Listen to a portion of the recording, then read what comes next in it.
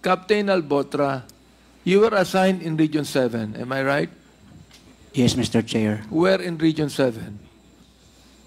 Cebu City po, Mr. Chair. What was your position in Region 7?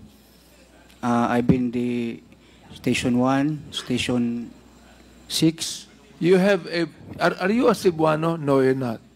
I am from Southern Leyte, Mr. Chair. From where? Southern Leyte, Mr. Chair. Southern Leyte. Yes po. You have a brother, am I right? Meron kang kapatid na lalaki, correct? Yes po, Mr. Chair. Involved sa drugs, am I right? Now, do not lie, you're under oath. You just tell us now. Meron kang kapatid na lalaki involved sa drugs, am I right? Wala po akong kapatid na lalaki na involved sa drugs, Mr. Chair. Wala. Sure ka? Are you sure? Sigurado ka? Because we're gonna find out. We are going to find out. Kung Wala pa akong- sinungaling ka ngayon, I will cite you in contempt right now. Wala pa akong kapatid, Mr. Chair, na involved sa drugs. Are you sure? Because we're gonna find out. Yes, Mr. Chair. Now, ang rinig ko, magaling ka sa barel eh. Magaling ka sa barel. Alam nyo, Captain, bilib ako sa magaling bumaril.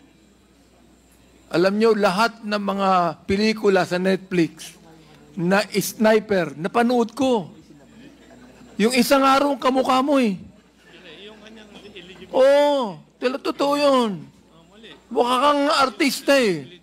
Bilib ako sa marunong humawak ng baril. Totoo yan, di ba?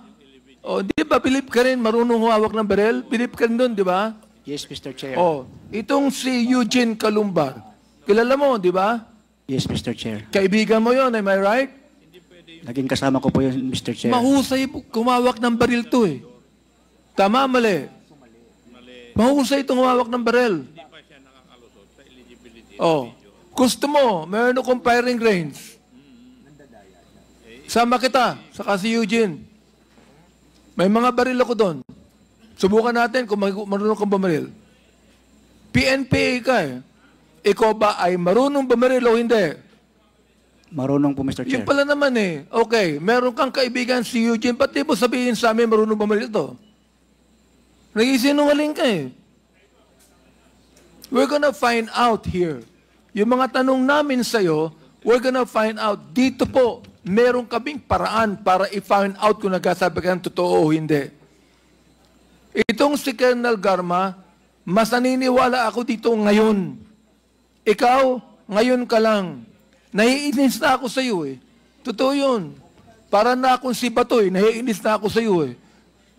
Ha? Okay. Mr. Chairman, before we yield back kay Congressman Paduano,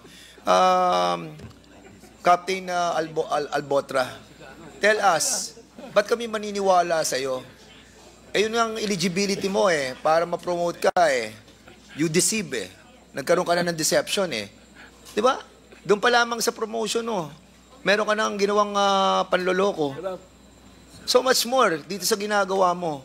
Sinabi ni GM Garma na nagmalaki ka, nakasama ka sa team nang tumira kay Antonio Halili.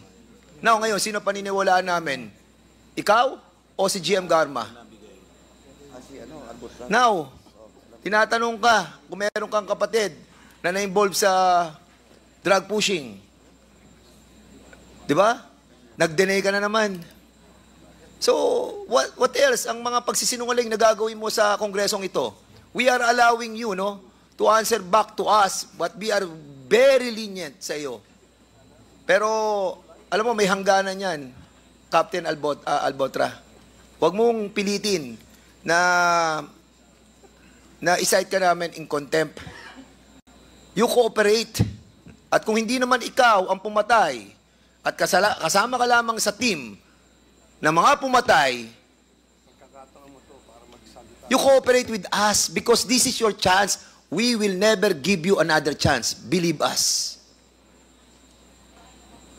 Kaya, Captain Albotra, tama na.